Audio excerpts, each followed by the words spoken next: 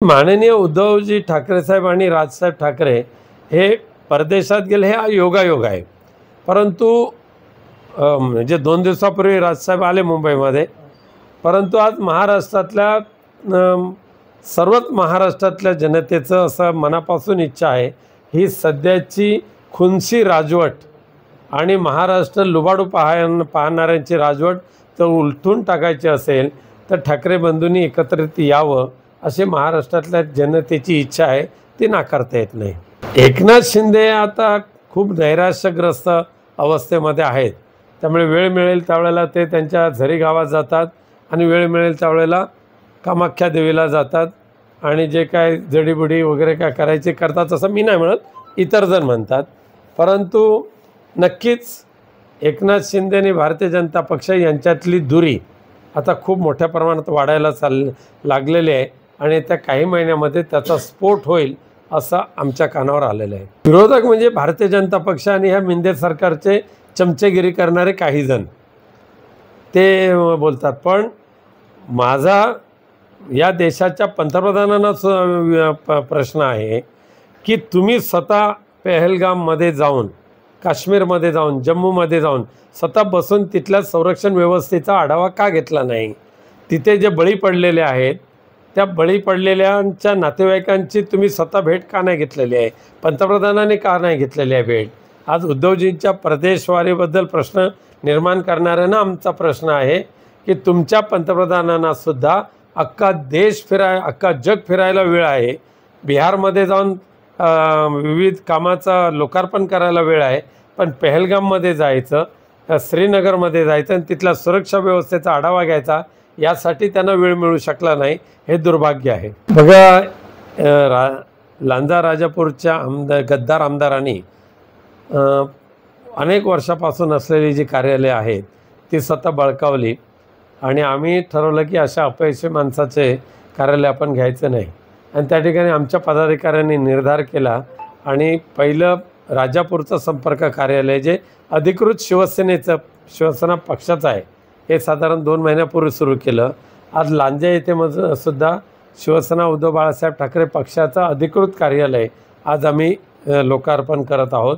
आणि शिवसेनेची ताकद, उद्धवजींवर असलेला विश्वास, बाळासाहेबांवर असलेलं प्रेम, याच्यातून पुनश्च एकदा कोकणवासी मोठ्या ताकदीने उभे राहत आहेत आणि त्यामुळेच हे संपर्क कार्यालय सुरू करणं हे क्रमप्राप्त आहे आणि आम्हाला चांगला प्रतिसाद चांगला मिळतो आहे त्याच्यातून. एक मुख्य गोष्ट आहे, अजित पवारांचा ज्या ठिकाणी आता पाय आहे, ज्या घरात पाय आहेत, तिथून अजित पवार आयुष्यात कधी मुख्यमंत्री बनू शकणार नाहीत. त्यांना जर मुख्यमंत्री बनायचं असेल तर त्यांनी महाविकास आघाडीमध्येच यावं लागेल, तर त्यांना संधी आहे.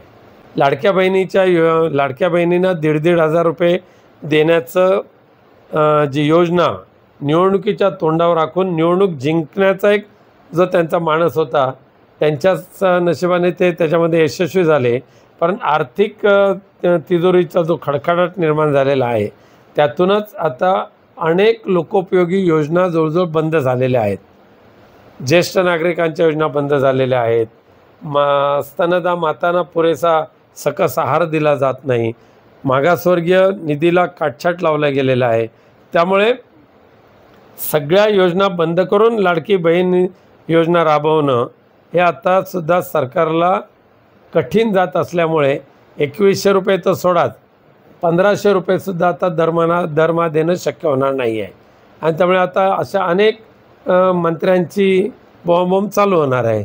सध्या फक्त युद्धसदृश्य स्थिती निर्माण करायची आणि आम्ही खूप काय करायला जाणार आहोत, खूप मोठं काय होणार आहे, खूप मोठं काय होणार आहे अशी वातावरण निर्मिती करून मोदी साहेबांचे फोटो सातत्याने मीडियावर आणायचे. हा एक प्रकारे पक्षाची प्रसिद्धी चालली का, ठरवून केली जाते का, हा प्रश्न सर्वसामान्य लोकांच्या मनात येतो आहे. पहलगामचा जो हल्ला झाला, आता असं म्हटलं जातं आहे आणि सिद्ध झालेलं आहे की पहलगाममध्ये आलेले पाकिस्तानी अतिरेकी अचानक आलेले नाही आहेत.